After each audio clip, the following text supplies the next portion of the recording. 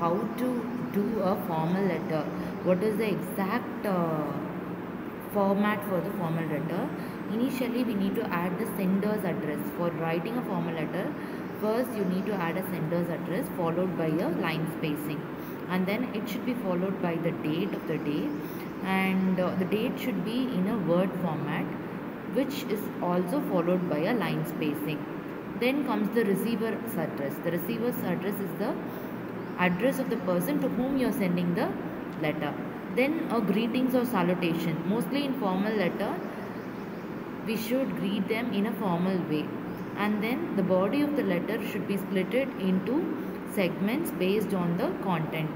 At last, you give a line spacing with a end of the closure of the letter, and involve your name and followed by your position in the place. Thank you guys, and reach out to me for any queries.